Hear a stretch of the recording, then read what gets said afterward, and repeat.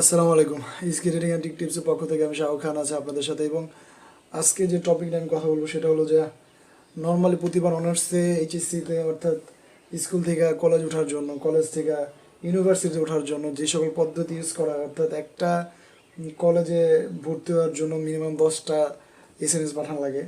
এসএমএসটার জন্য এক একটার জন্য 120 টাকা করে কাটে। অনার্সের জন্য বিভিন্ন 400 500, ইভেন এমন এমন ইউনিভার্সিটি যেগুলোর জন্য 800 900 টাকা। অবভিয়াসলি সেটা প্রাইভেট ইউনিভার্সিটি, তো এগুলা কিন্তু হয়।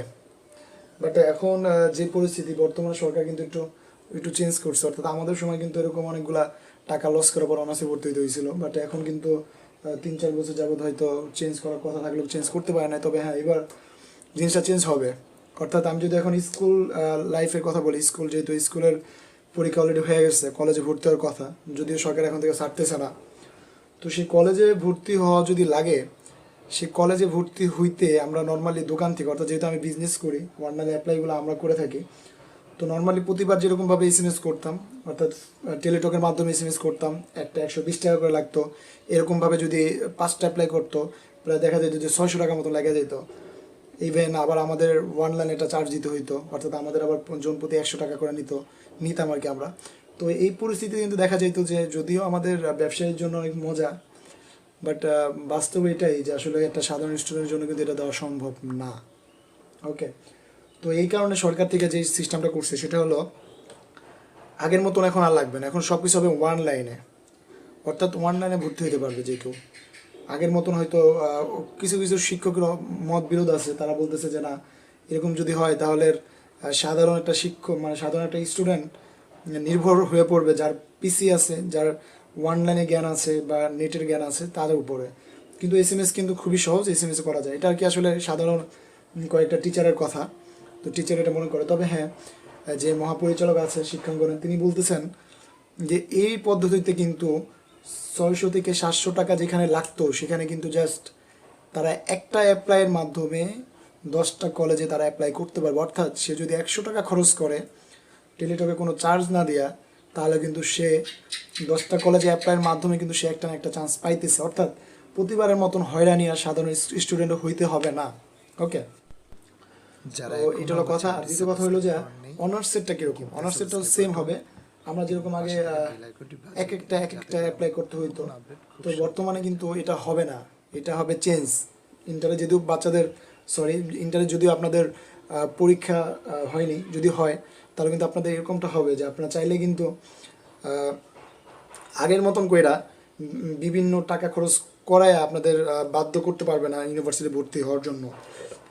ওকে, সো সেই ক্ষেত্রে আপনাদের সামথিং অল্প কিছু টাকা লাগবে। অর্থাৎ আপনাদের হয়তো একটা বিভিন্ন সিস্টেম করবে, হয়তো 5টা কলেজ দিবে একটা কলেজের মধ্যে। অর্থাৎ যদি ঢাকা ইউনিভার্সিটি, জগন্নাথ ইউনিভার্সিটি, তারপর আপনার জাহাঙ্গীরনগর, এই 3টা যদি ধরেন একটার মধ্যে দেয়, তাহলে কিন্তু আপনাদের খরচ হচ্ছে মাত্র 100 টাকা। বাট 3টা যদি আলাদা থাকে তাহলে কিন্তু 100 কইরা, তাহলে কিন্তু আপনাদের 300 টাকা খরচ হইতেছে। এটা তো আসলে বোঝার বিষয়। সো এরকম সিস্টেম করলে কিন্তু আপনাদের অনেকটা সুবিধা হবে।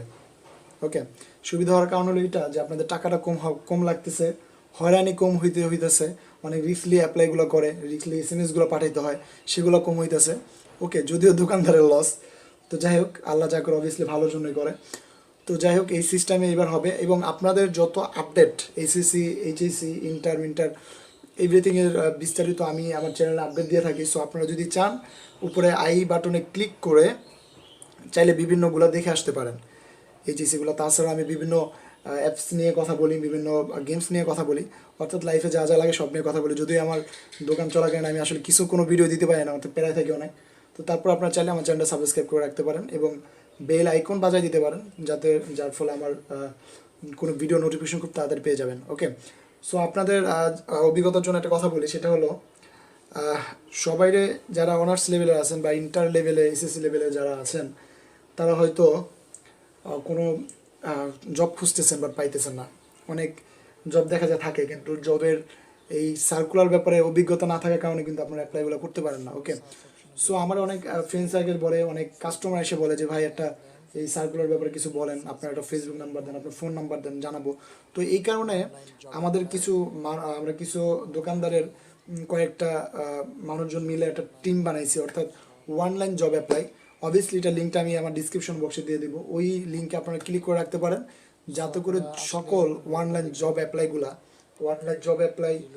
যেন খুব সহজে আপনারা পেয়ে যান এবং বিস্তারিত পেয়ে যান। ওকে, আপনারা চাইলে আমাদের সাথে পরবর্তীতে কন্ট্যাক্ট করতে পারবেন এবং অবভিয়াসলি এসআর টাওয়ারে আসতে পারবেন হাউস বিল্ডিংয়ে।